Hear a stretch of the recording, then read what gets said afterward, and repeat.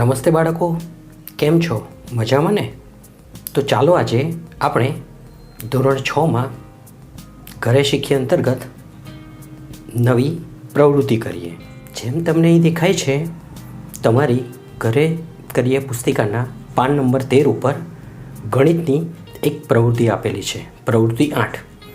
તો આ પ્રવૃત્તિ શરૂ કરીએ એ પહેલાં આપણે થોડું પુનરાવર્તન કરી લઈએ અને સમજી લઈએ કે કઈ રીતે નાની સંખ્યા અને મોટી સંખ્યા ઓળખાય છે.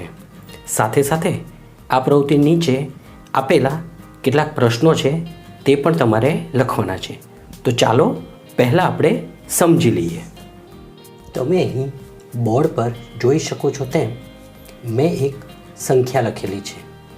સંખ્યાને આપણે વાંચીશું તો એ સંખ્યા 6945 છે, જેમાં આ છેલ્લો અંક છે એને આપણે એકમનું સ્થાન કહીએ છીએ.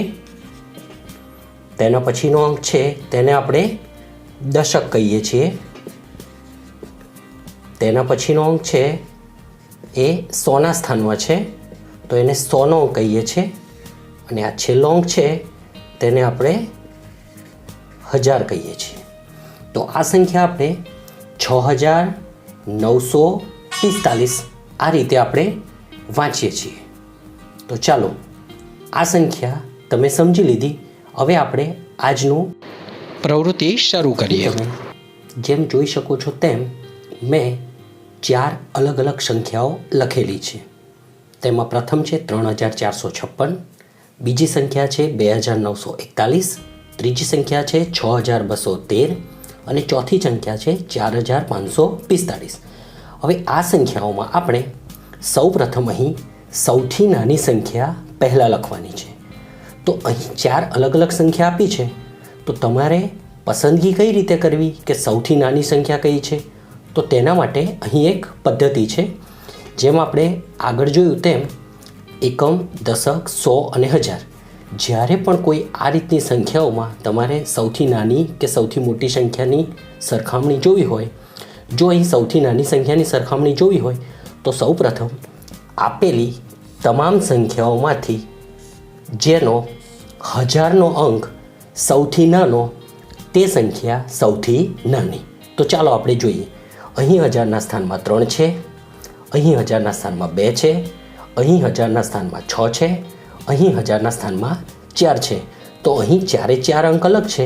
તેમાં અહીં 2945 લખેલી સંખ્યા છે તેનો 1000નો અંક સૌથી નાનો છે, માટે અહીં સૌથી નાની સંખ્યા 2941 થશે. ત્યારબાદ બાકી રહેલી 3 સંખ્યામાં જે સંખ્યાનો 1000નો અંક નાનો હોય તે સંખ્યા એ બાકીની 3 સંખ્યામાંથી નાની હશે. તો અહીં બીજી સંખ્યા આપણી સમક્ષ આવશે 3456. તો અહીં આપણે 2 સંખ્યાનું કારણ પૂર્ણ કર્યું છે. હવે આપણી પાસે ફક્ત 2 સંખ્યા રહી છે, જેમાં તમે જોઈ શકશો કે 4545નો 1000નો અંક નાનો છે, માટે અહીં 4545 આવશે. અને બાકી રહેલી છેલ્લી સંખ્યા એટલે કે 6213 છેલ્લા આવશે.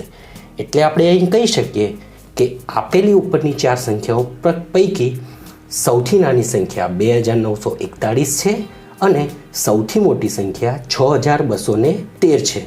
તો જ્યારે પણ આ રીતે અલગ અલગ 4 સંખ્યાઓ આપેલી હોય તેમાં સૌથી નાની અને સૌથી મોટી સંખ્યા તમારે શોધવી હોય તો તમે આ રીતે તેનો જવાબ મેળવી શકો છો. અહીં એક બીજી સંખ્યા મેં લીધેલી છે, જેમાં આપણે સૌથી નાની સંખ્યાથી લઈ અને સૌથી મોટી સંખ્યા સુધી નીચે લખવાનું છે. મેં તમને જેમ જણાવ્યું તેમ આપણે જ્યારે સૌથી નાની સંખ્યાથી સૌથી મોટી સંખ્યા શોધીએ ત્યારે સૌપ્રથમ આપણે 1000નો અંક તપાસીએ છીએ. અહીં તમે જોઈ શકશો કે આપેલી 4 સંખ્યાઓમાં 1000નો અંક સરખો છે. તો એનો મતલબ એ થયો કે 1000નો અંક સરખો છે, માટે હવે આપણે અહીં 100ના અંકના સ્થાનની કિંમત જોઈશું. 100ના અંકનો જે સ્થાન છે તેમાં જે સૌથી નાનો અંક હશે તે સંખ્યા સૌથી પહેલાં આવશે. અહીં 100ના અંકમાં 2 છે, અહીં 100ના અંકમાં 9 છે, અહીં 100ના અંકમાં 7 છે, અહીં 100ના અંકમાં 1 છે. તો અહીં આપણે જોતા જે એકવાળી સંખ્યા છે તેનું 100નું સ્થાન સૌથી નાનું છે, માટે અહીં પહેલી સંખ્યા આવશે 3115. ત્યારબાદ તમે અહીં જોશો તો અહીં 3215 કે જેમાં 100નું સ્થાન બાકીની 3 સંખ્યામાં નાનું છે એ પણ આવી ગઈ. હવે આ બે સંખ્યામાં તમે જોશો તો 3716માં જે 100ના સ્થાનમાં 7 છે તે 9 કરતાં નાનો છે. તો અહીં ત્રીજી સંખ્યા આવશે 3716 અને છેલ્લે જે સંખ્યા રહી છે તે છે 3918.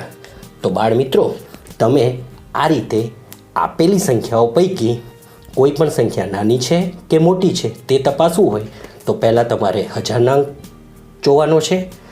1000નો અંક સરખો હોય તો તમારે 100ના સ્થાનનો અંક જોવાનો છે. જો 100ના સ્થાનનો અંક સરખો હોય તો તમારે ત્યાર પછીનો દશકના સ્થાનનો અંક જોવાનો છે.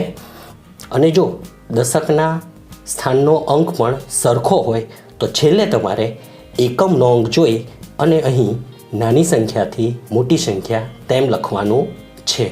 તમે તમારી પુસ્તિકાના પાન નંબર 13 પર જોશો તો આ જ રીતના કોઈક ઉદાહરણ આપેલા છે કે જે ઉદાહરણમાં તમારે એથી લઈ અને એચ સુધી, જે હું તમને હમણાં બતાવું છું, એથી લઈને એચ સુધી તમારે સંખ્યાઓ આપેલી છે તેને નાની સંખ્યાથી મોટી સંખ્યામાં આ જ નિયમનો ઉપયોગ કરીને તમારે લખવાનું છે.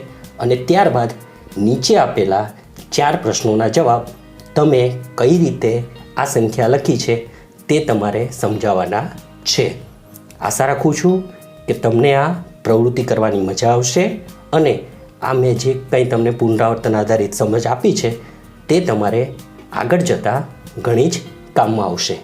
તો બાળમિત્રો, ફરી મળીએ નવા એકમ સાથે. ત્યાં સુધી ઘરમાં રહી અને સરસ મજાનો અભ્યાસ કરો. ધન્યવાદ. Thank you.